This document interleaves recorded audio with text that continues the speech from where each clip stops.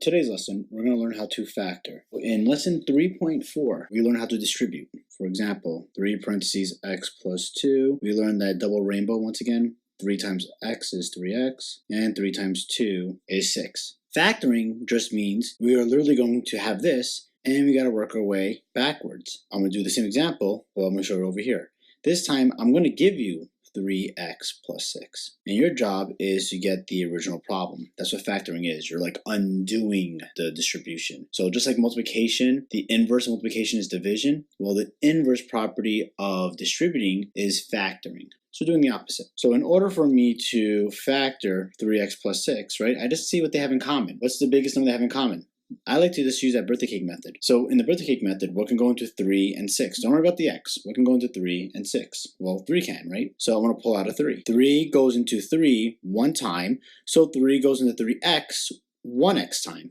I mean, in short, you're just doing 3 divided by 3 and bring down the x. And then 3 goes into 6 2 times.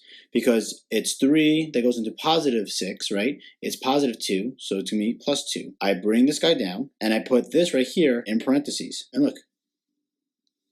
I got my original answer. So in short, you're just pulling out the GCF, and obviously because you're pulling out the greatest common factor, you gotta make sure to go with the biggest number possible, and that's it. In short, I like to just use the birthday cake method. It's the same thing. So I'm gonna do 1 and 2, and then you're gonna do 3 and 4. So for example here, I'm factoring out 3x minus 9y. Once again, I personally like to use the birthday cake method.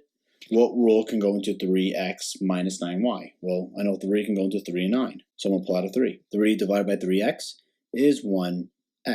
3 divided by negative 9y is negative 3y, right? 3 goes into 9 3 times, and a negative divided by a positive is a negative, and I bring down the y. And then just remember, I'm not done here. I got to rewrite it correctly. All I have to do now, and I wish I left myself a little bit of room. Thank God for technology, right? All I have to do now is I got to bring down this 3, open the parentheses, and then put this inside the parentheses. If I were to redistribute the 3 times 1x is 3x, and 3 times negative 3y is negative 9y.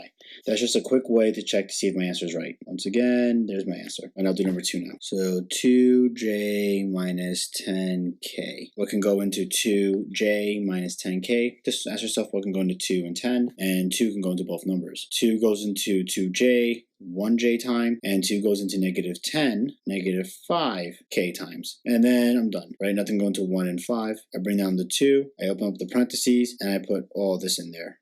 1j minus 5k, and I'm done. Once again, if I distribute the 2, I can check my answer. 2 times 1j is 2j, and then 2 times negative 5k is negative 10k. So try 3 and 4 on your own. Alright, part B here. This one is not that bad. So you have negative m minus 2. Once again, if you don't have a number, you always put a 1 here. So the question is, what can go into negative 1 and negative 2? Well, even on your comp packet, right? If you keep on saying like no to every single number, I always tell you there is at least something here that go into both numbers, and that's always a 1. So I can always pull out a 1 here, but be careful.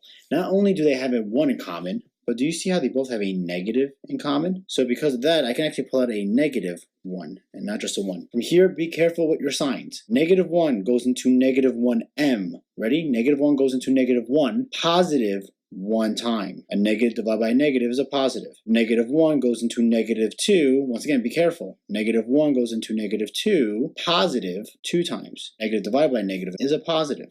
Be careful with your signs. Everything else is the same now. I bring down that negative 1, I open the parentheses, and I put this in here.